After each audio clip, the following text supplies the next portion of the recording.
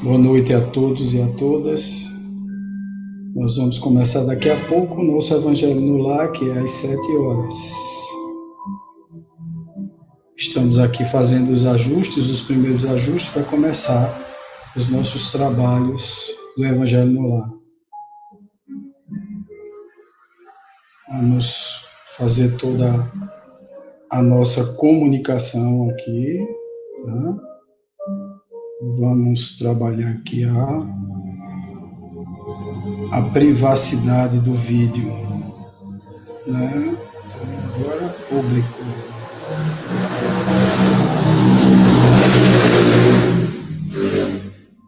Vamos lá.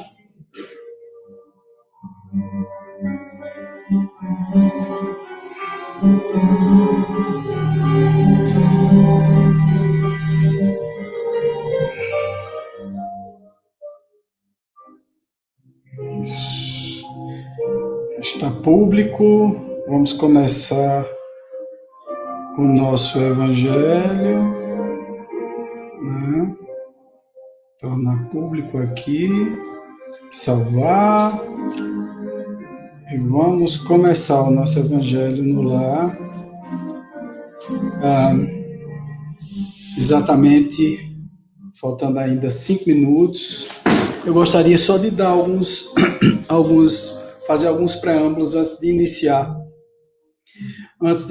o nosso Evangelho no Lar. Ele demora um pouquinho aí, Flaviana, tu vai ver já. Já está passando?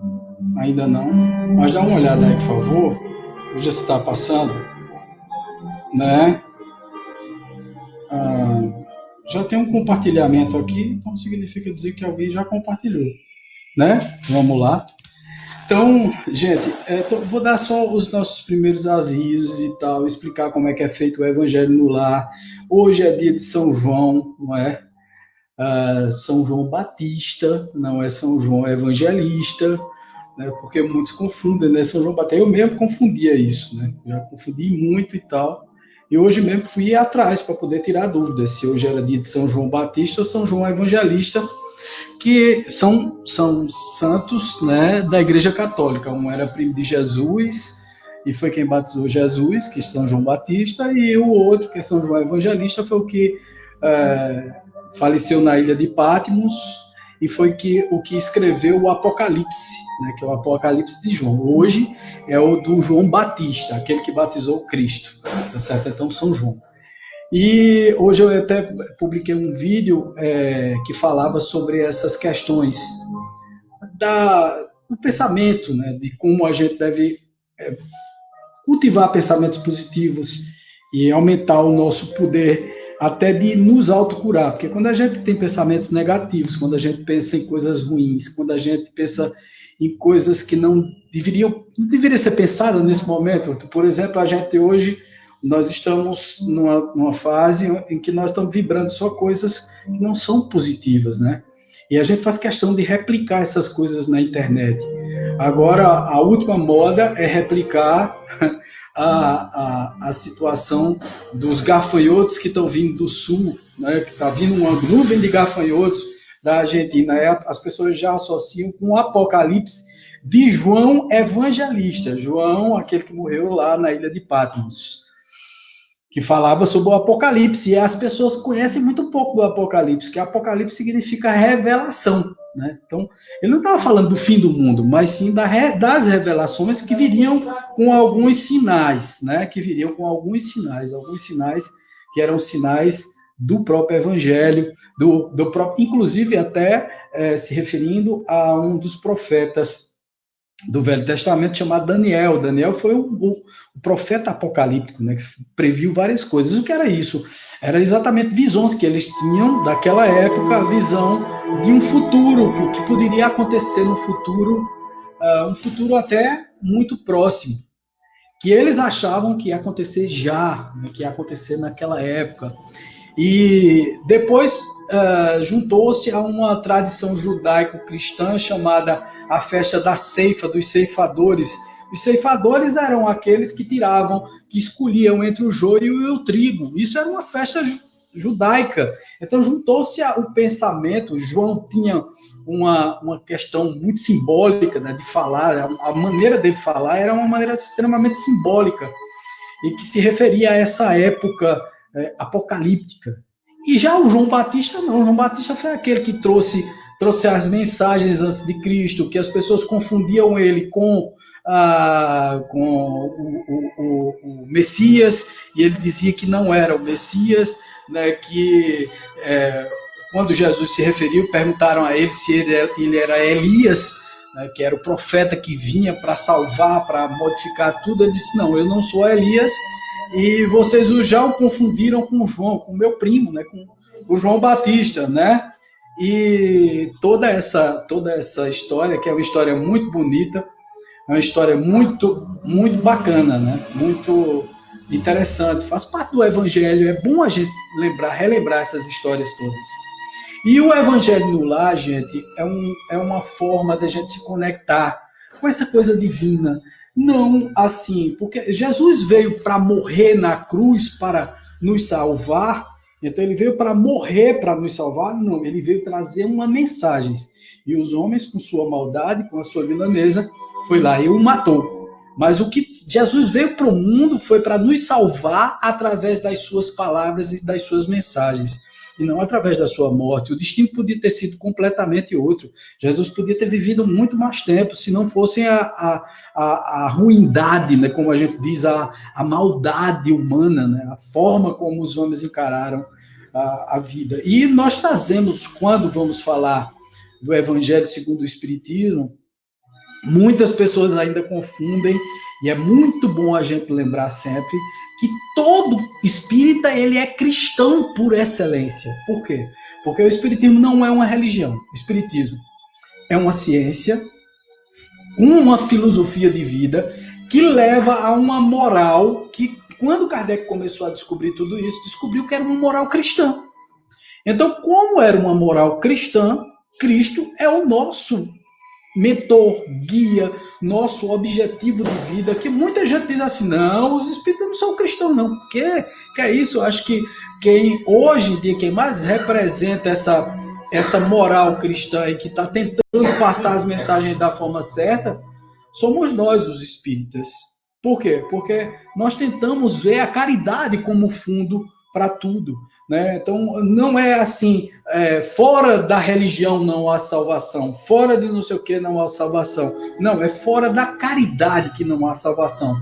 Mas não é essa caridade, gente, que as pessoas pensam, né, que é a caridade do pão, do doar sopa, do doar cesta básica. Não é essa caridade, é a caridade da palavra, que foi essa mesma caridade que Cristo nos trouxe.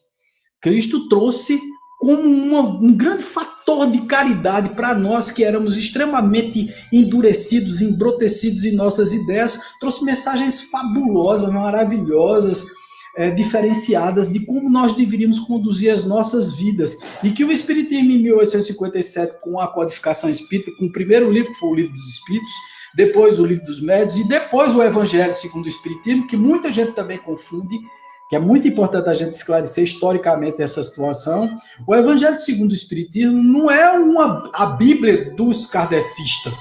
Primeiro, não existe kardecista, existem espíritas. Eu vi até uma definição que eu achei muito curiosa ontem, que um rapaz disse assim, por favor, defina espiritismo, porque ser espiritismo é muito genérico. Eu digo, não, desculpa, amigo. Espiritismo não é genérico. O espiritismo, a palavra espiritismo, foi criada por Allan Kardec. Espiritismo é um neologismo. Neologismo significa uma palavra nova para simbolizar a doutrina dos espíritos. E aí, como a gente diz, e a doutrina dos espíritos é dos espíritas? Não. A doutrina dos espíritos é dos espíritos. E espíritos somos todos nós. Então, é uma doutrina para a humanidade, não é uma doutrina para uma religião. Tá certo? A doutrina espírita, a codificação, que o que é uma codificação?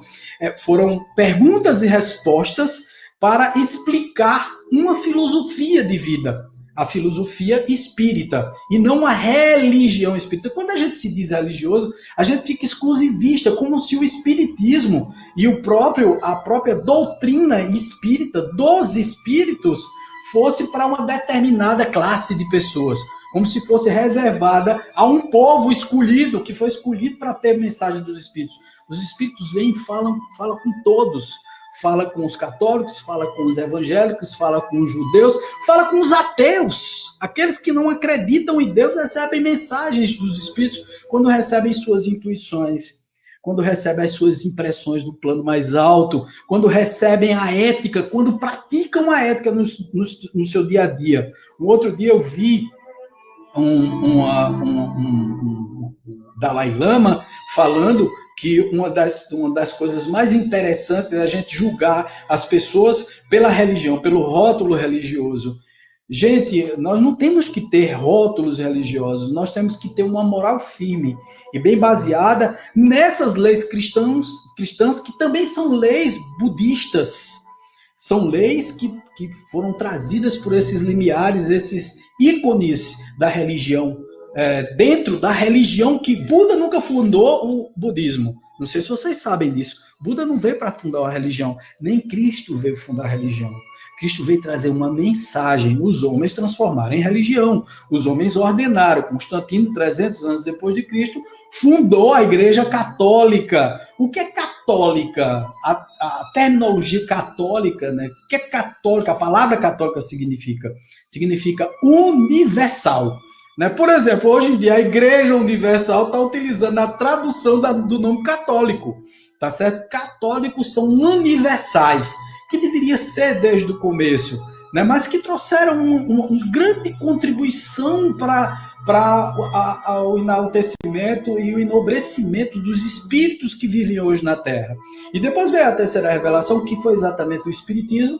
O Espiritismo veio exatamente trazer a doutrina dos espíritos. O que é dos espíritos? Deles que estão lá? Não, deles que estão lá e nós que estamos aqui. Todos nós somos espíritos. Aqui nós somos espíritos encarnados, significa com carne, com corpo, e lá eles são espíritos desencarnados, quer dizer, sem corpo. Tá certo? Então a doutrina dos espíritos, pela moral espírita, trouxe o evangelho. Segundo o Espiritismo, porque é segundo os Espíritos, o que os Espíritos estavam falando sobre o que Jesus tinha trazido para cá. E o interessante é assim, que quando a gente faz o Evangelho no lar, nós nos recordamos do verdadeiro propósito da palavra cristã. Então, nós somos cristãos sim, né? Nós somos aqueles que defendem veementemente a palavra do Cristo da melhor forma possível, que é aquela forma sem preconceito, sem preconcepções, com a filosofia certa de vida. Essa é a filosofia espírita, tá? Essa é a filosofia que pelo menos deveria ser a filosofia espírita, porque como sempre, os homens toldam tudo e hoje o movimento espírita se acha uma religião. E é o que não queríamos que acontecesse. Por quê? Porque aí nós nos tornamos exclusivistas. Como se nós tivéssemos uma reserva de mercado. Não, os espíritas têm o livro dos espíritos. O livro dos espíritos não é dos espíritas. O livro dos espíritos já está dizendo dos espíritos, quer dizer, de todos nós. Da humanidade como toda, a humanidade encarnada e desencarnada. Isso é que é fantástico, isso é que é belo na doutrina espírita. Doutrina espírita, não no movimento espírita que transformou a doutrina espírita em religião. Nós não somos uma religião. O Espiritismo, por exemplo, o livro dos Espíritos pode ser aberto por qualquer pessoa que tenha curiosidade de ler o livro dos Espíritos e vai ver coisas belíssimas, perguntas e respostas de Kardec para questionamentos profundos da nossa alma. É filosófico porque vai profundamente nas questões mais intrínsecas do nosso ser, como, por exemplo, da onde venho, para onde eu vou, o que eu vim fazer aqui, o que eu sou para Deus, o que eu sou para a humanidade, o que eu sou para o universo, são esses questionamentos que são perguntas e respostas que o livro dos Espíritos, não dos Espíritas, responde. Isso é fantástico, é fenomenal. E para fazer o Evangelho, nós recordamos as palavras do Cristo, dele que trouxe toda essa moral bacana que hoje nós entendemos e filosofamos de forma profunda, inteiriça, completa. Então, como fazer o Evangelho segundo o Espiritismo? São explicações que eu faço sempre antes da do nosso evangelho, né? Então, a primeira coisa veja, são coisas simples que todos podem fazer em suas casas, sendo espíritas ou não, né?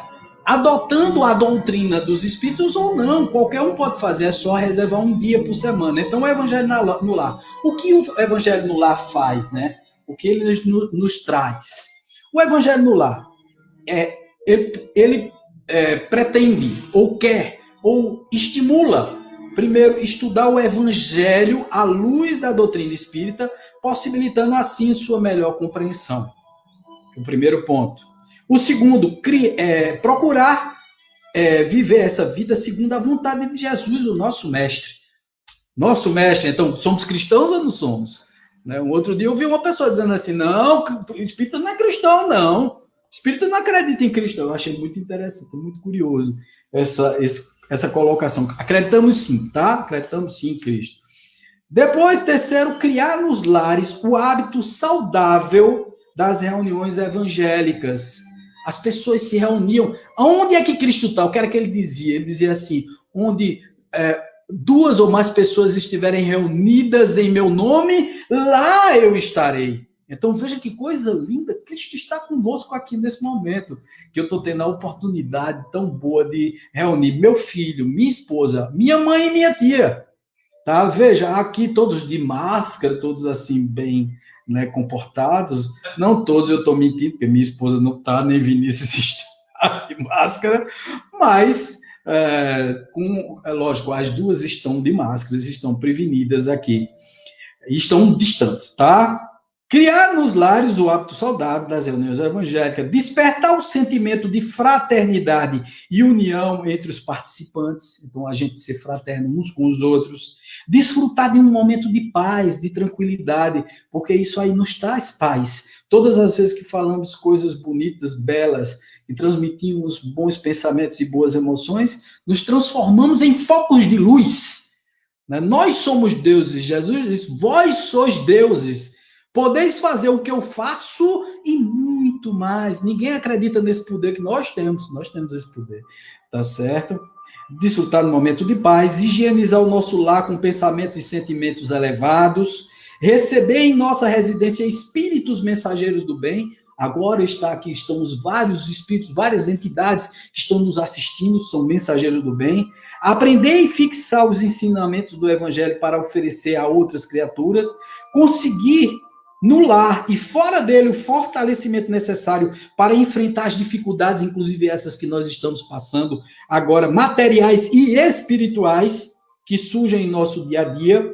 Despertar nos participantes o ensinamento de Jesus, que pede para orar e vigiar os pensamentos. Elevar o padrão vibratório de todos, contribuindo assim para um mundo melhor. Quando nós elevamos o nosso teu vibratório, transformamos o mundo em um mundo muito melhor do que esse mundo tacanho que nós estamos vivendo ultimamente, de muito egoísmo, de muita gente falando bobagem o tempo todo, e a gente precisa tanto elevar os nossos pensamentos e transformar a nossa vida, tá certo? Alguns conselhos úteis para o evangelho no lar. Primeiro, escolher um dia e uma hora por semana, onde seja possível a presença de todos os familiares ou daqueles que desejam participar do evangelho. Mas aí eu vou lembrar, eu posso fazer o evangelho sozinho? Lógico que pode. Você nunca está só. Não, Wagner, eu moro só. Tia Nena mesmo aqui mora sozinha no apartamento dela. Ela pode fazer o evangelho sozinha em casa? Lógico que pode. Você não está só. Você está acompanhada e muito bem acompanhada pelo seu guia, pelo seu anjo da guarda, pelos anjos santos que a senhora acredita, estão todos ali lhe prestigiando. Mas Wagner estão mesmo? Estão sim. Estão sempre energeticamente conectados à senhora para fazer coisas positivas. Wagner, eu estou em casa, mas as pessoas da minha família não querem fazer porque não são espíritas. Para fazer o evangelho no lar, não precisa ser espírita, precisa ser cristão. Precisa estar conectado com Cristo, então não precisa ser espírita para fazer o evangelho no lar. Isso aqui não é uma reunião espírita, isso aqui é uma reunião cristã de pessoas da mesma família. Então, que tenhamos essa coisa na cabeça, né? Mas se as pessoas do lar não quiserem fazer, faça só com quem quiser. Não, mas ninguém quer, eu faço só. porque a vibração que você está transmitindo às outras pessoas é benéfica a todos da família, a todos da vizinhança. Você vai irradiar uma luz para toda a comunidade, para o seu bairro, para a sua cidade, para o seu país, seu estado, seu país e para o mundo como todo, que está tão necessitado dessas energias positivas. Fazer sempre no mesmo dia e horário. O evangelho deve ser lido na sequência, portanto, é sempre bom marcar onde terminamos. Eu rumo um pouquinho essa parte, porque eu gosto tanto de fazer o estudo, mas também eu gosto de abrir numa parte específica o evangelho, onde assim, os espíritos nos intuem. Hoje mesmo eu abri aqui numa parte e já divulguei aqui qual é a parte. Tá certo? Então, bem-aventurados os mansos e pacíficos. E então, veja que coisa maravilhosa. A gente abre e dá naquele ponto que a gente necessita, naquele ponto que é interessante. Tá certo? Depois, procurar ler um trecho não muito grande, evitando o cansaço dos participantes, né? Não suspender a prática do evangelho lá em virtude de visitas, passeios adiáveis ou acontecimentos fúteis. Só no último caso é que se adia o evangelho no lar. Mas é incrível que quando a gente marca o evangelho no lar por dia, acontece tudo quanto é de coisa. Sabe, o povo chega na sua casa de repente, né? Chega para conversar, alguma coisa acontece, você fica com preguiça, adoece, force a barra. Se chegar alguém na sua casa, convide para ele fazer o evangelho junto com você. Se ele não quiser fazer, peça só licencinha. Olha, amigo, espere meia horinha aí que eu vou fazer o evangelho no lar, já já eu volto. Parece falta de educação, não parece? Pedir ao outro que espera um pouco, mas ele chegou de forma mal educada na sua casa de repente. Entendeu? Então, quem chega de repente pode se sujeitar a uma meia horinha esperando enquanto você faz o evangelho, se ele não quiser participar junto com você. Tá certo? Depois, providenciar uma jarra de água para a fluidificação. Tá lá a jarra de água. Por que a jarra de água? Na jarra de água é recebido os fluidos magnéticos, a estrutura magnética que é impregnada nessa água e ela se transforma em uma água. Aqui eu estou com a minha taça, tá? E ali está a jarra para todo mundo, com os copos descartáveis, naturalmente. Então, quando você toma essa água, você está tomando um remédio para curar os seus males materiais e espirituais, os dois. Então, a água está sendo magnetizada ali. Quando vai ter um momento aqui que nós vamos magnetizar a água, tá certo? Jamais forçar a participação de membros da família que não desejam participar por qualquer motivo, né? Às vezes a gente tem que dar uma forçadinha, mas não é assim uma forçada, né, agoniada. A gente tem que dizer assim, meu filho, você precisa participar, né, meu filho? Vamos lá. O roteiro, como é que se dá o evangelho no lar? O roteiro é, primeiro, uma prece inicial, que pode ser um Pai Nosso ou qualquer prece, tá certo? Valorizando os sentimentos ao invés das palavras. Não são palavras que são importantes, são os sentimentos que você tem dentro do seu peito, do seu coração, tá certo? A leitura, lê em sequência um trecho do Evangelho, iniciando pelo prefácio, introdução, notas históricas e tal. Eu leio sempre uma parte do meio, ou então faço o estudo do Evangelho segundo o Espiritismo. Comentário sobre o texto lido, a gente faz um comentário. Depois, fazemos as vibrações, e as vibrações são feitas para o mundo, para as pessoas que precisam, para as pessoas que estão doentes, para os nossos governantes, para os nossos amigos familiares, para a nossa família mais particular, que é o pai, a mãe, os filhos que estão ali convivendo, né? Então, nós passamos a vibração, depois encerramos com uma prece. Também uma prece sentida, uma prece não rezada, mas sentida. Então, nesse momento, eu peço a todos que fechem os olhos para nós iniciarmos o nosso evangelho no lar, propriamente dito, um pouquinho com atraso, mas os espíritos entendem que hoje precisava dessa explicação. Fechemos os nossos olhos e rezemos nesse momento um Pai Nosso. Pai nosso que estás nos céus, santificado seja o vosso nome.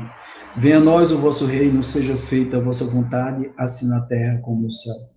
O pão nosso de cada dia nos dai hoje, perdoai as nossas dívidas, assim como nós temos perdoado os nossos devedores. Não nos deixes cair em tentação, livra-nos de todo o mal, e assim seja.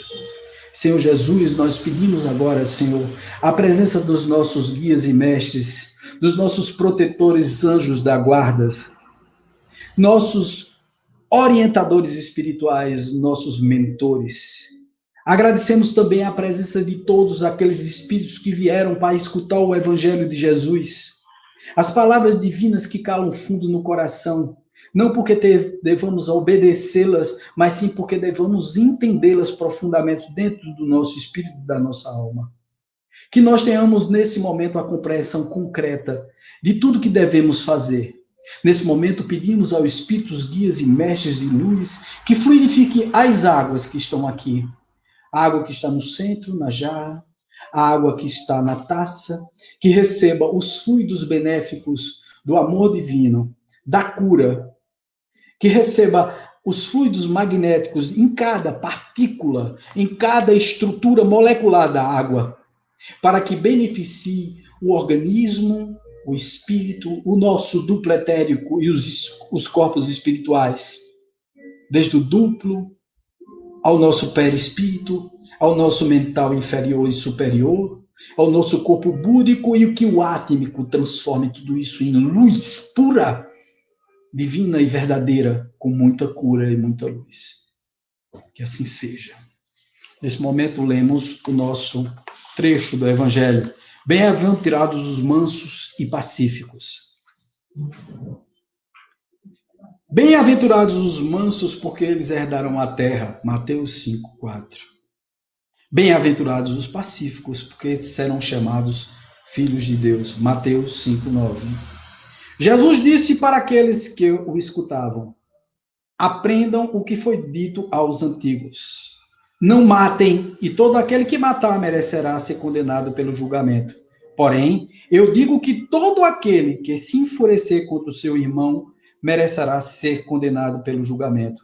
E aquele que disser raca a seu irmão, raca era uma expressão usada naquela época que significava dizer injurioso, indigno, que não tem prestígio, que não tem moral, então eu estava injuriando o outro.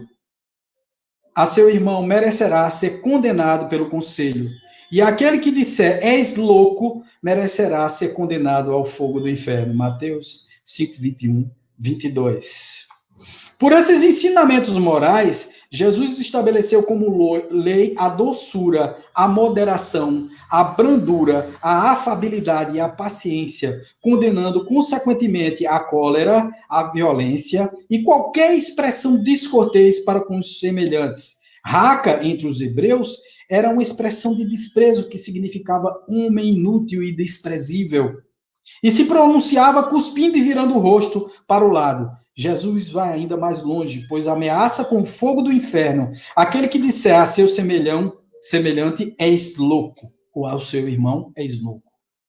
É evidente, aí vem a explicação do Livro dos Espíritos, é evidente que nesta, como em qualquer outra circunstância, a intenção de quem pronuncia as palavras pode agravar ou atenuar a falta. Então, pergunta-se, por que uma simples palavra pode ser tão grave a ponto de merecer uma reprovação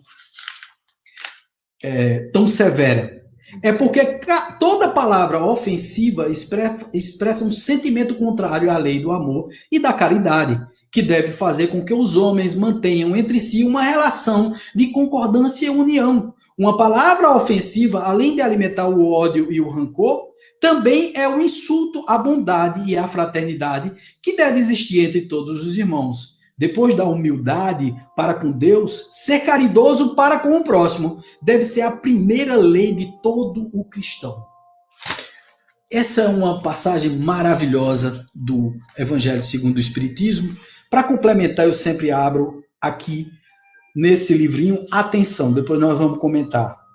Imperativo da paciência, é um livrozinho chamado Atenção, tá certo? Que é de Francisco Cândido Xavier, psicografado por ele, do Espírito Emmanuel. E ele vem dizendo o seguinte: provável que raros amigos pensem nisso. Paciência por imunização contra o suicídio. Nas áreas da atividade humana, bastas vezes surgem para a criatura determinados topos de provação, para cuja travessia, que é nesse momento que nós estamos vivendo, precisamos ter paciência em tudo, nem sempre bastará o conhecimento superior. É necessário que a alma se apoie no bastão invisível da paciência, a fim de não resvalar em sofrimentos maiores. Eis porque nos permitimos endereçar reiterados apelos aos irmãos domiciliados no plano físico, a fim de que se dediquem ao cultivo da compreensão. Se te encontras sob o impacto de conflitos domésticos ante aqueles que se façam campo de vibrações negativas, usa a tolerância quanto possível em auxílio à segurança da equipe familiar a que te vinculas. Nas decepções, sejam quais forem, reflete no valor da ponderação em teu próprio benefício. Diante de golpes que te sejam desfechados, esquece injúrias e agravos e pensa nas oportunidades do trabalho que se te farão apoio defensivo contra o desespero. Sob acusações que te reconhecem imerecidas, ouvida o mal, e não alimentes o fogo da discórdia. Quando te falte atividade profissional, continua agindo tanto quanto puderes nas tarefas do auxílio espontâneo aos outros, aprendendo que atividades nobres atraem atividades nobres, e com isso, para breve, te reconhecerá em novos posicionamentos de serviço segundo as tuas necessidades. Se o desânimo te ameaça por esse ou aquele motivo, recorda a importância do teu concurso fraterno em apoio de alguém e não te deis ao luxo de paradas improdutivas. Em qualquer obstáculo a transpor no caminho, conserva a paciência por escora e guia. E, de pensamentos confiantes da divina providência, seguirás adiante, afastando para longe a tentação da fuga e reconhecendo em tempo estreito que há sempre um futuro melhor para cada um de nós e que, em todas as tribulações da existência, vale a pena esperar pelo socorro de Deus. Visando isso, gente, o comentário que podemos fazer, e alguém pode aqui comentar também, tá certo? Junto comigo. É importante que nós comentemos isso sobre esse momento atual. Muitas vezes a gente se sai com uma determinada frase. Não, eu sou quem sou, falo o que quero, faço o que quero. Se eu agrido é para o bem. E justifica, inclusive, a sua própria violência, né, a sua própria tirania verbal, né, como se fosse uma coisa muito justa, muito honesta, como se você fosse uma pessoa, como se você tivesse o martelo da justiça nas mãos, e como se um dedo que aponta para o outro não tivesse 3 dedos apontados para você. Então significa dizer que muitas vezes a gente fica bravo, acusa o outro, aponta o outro por determinadas coisas, mas nós temos muito mais defeito do que o outro. Então por que está falando determinadas palavras? Que às vezes causam violência, desequilibram a pessoa fica triste. Por exemplo, nesse momento, nós estamos o tempo todo vibrando negativamente, acusando uns aos outros. Está uma briga política inútil que não vai levar absolutamente nada. Pessoas se dizendo assim, bastiões da verdade, do poder e da razão. Ninguém tem razão completa, inteiriça. Ninguém tem a justeza do que deve ser feito de forma completa. Faça o seu, né? Faça a sua parte, faça da forma certa, porque já é o bastante você fazer a sua parte, mas a sua parte não é acusar os outros, nem estar guerreando, nem estar colocando coisas ruins na internet, nem estar colocando notícias falsas, nem estar estimulando o medo, a impaciência, a desrazão, a vilania, a vingança, o medo, o ódio. A gente não pode estar divulgando isso o tempo todo, gente. Isso só faz exatamente agredir o outro. Então, essa paciência, bem-aventurados os justos, os pacíficos, aqueles que têm o coração limpo e puro, para transmitir coisas positivas. Quando eu falo essas coisas, sabe, gente, parece hipócrita. Ah, Wagner, você agora virou santo. Não, eu não virei santo, eu estou a caminho. E todos nós aqui estamos. Aliás, deveríamos estar. Todos nós deveríamos estar trilhando o caminho do bem, tentando fazer alguma coisa. Quando as pessoas dizem assim, mas antes você fazia tal coisa. Antes, gente, agora eu não faço mais, agora eu tento fazer as coisas do jeito certinho. Tropeço uma vez por outra, né? Faço as minhas bobagens na minha vida, mas aí eu tento corrigir o caminho. Todos deveriam fazer dessa forma, tá? Ao invés de ficar persistindo no mal para ser autêntico, não, eu vou ser um crapo, um safado, porque eu sempre fui assim, vou continuar sendo. Eu costumo dizer, meu amigo, se eu que sou extremamente errado e cheio de falhas, conseguir trilhar um caminho um pouquinho melhor, quanto mais você que é santo. Né? Se você é um cara tão santificado, tão beatificado, que pode chegar e me condenar, por que, que você mesmo não corrige sua rota? É muito fácil acusar o outro, dizer, olha, você é um hipócrita pelo que você está fazendo. Não, cara, tenta fazer também, né? Tenta trilhar o caminho do bem também junto conosco, né? Fazer as coisas do jeito certo também, porque provavelmente a tua força do bem junta com a minha força do bem e se transforma num bem muito maior. Essa união de pensamentos do bem que vai transformar a humanidade numa humanidade mais qualificada para permanecer nesse mundo, que vai ser de regeneração, que já entrou em processo de regeneração e que vai, como o João disse, separar o joio do trigo. A separação do joio do trigo está nisso. Está naqueles que querem fazer alguma coisa boa e aqueles que não ligam para nada, que dizem, isso é tudo balela, isso aí eu vou curtir a vida, eu vou farrar, brincar, né, fazer tudo quanto é de coisa ruim e tal, e eu não vou ser nunca afetado. Vai ser sim. Chega a velhice, chegam os momentos difíceis da sua vida que você vai dizer assim, puxa vida, quanta besteira eu fiz, quanta asneira eu cometi na minha vida. E aí, será que é tempo? Seu Zé, né, disse uma coisa maravilhosa. Seu Zé colocou uma frase que ele disse assim: meu filho, muitas vezes as pessoas estão dispostas a fazer as suas mudanças, mas outras vezes a gente fala, insiste, mas aí as pessoas não dão ouvido e quando acordam já é tarde demais. Quer dizer, já se passou uma vida inteirinha de inutilidades. Segundo o próprio Dante Alighieri, em seu livro A Divina Comédia Humana, ele disse, um dos personagens chamado Heitor se comunicando com ele, disse que quando ele, lógico, Heitor é um personagem que vai ao inferno, e Heitor disse que o lugar do inferno mais tenebroso está destinado aos omissos. Então, aqueles que não fazem nada, que acham que não deve fazer nada, né? Eu só faço o meu e tá tudo certo. Não, faça o seu e lá depois que você se consertar o seu interior, comece a fazer pelo próximo. Aliás, quando você conserta o teu interior, você já começa a irradiar uma energia positiva para as demais pessoas que estão te escutando, olhando o teu comportamento, olhando a tua forma nova de pensar, e as pessoas começam a dizer, puxa vida, que bom é ser bom. Esse cara está se sentindo bem porque está bem. Então eu vou fazer também o bem. Então, quer dizer, quando você começa a fazer o bem, todos começam numa cadeia produtiva do bem, né?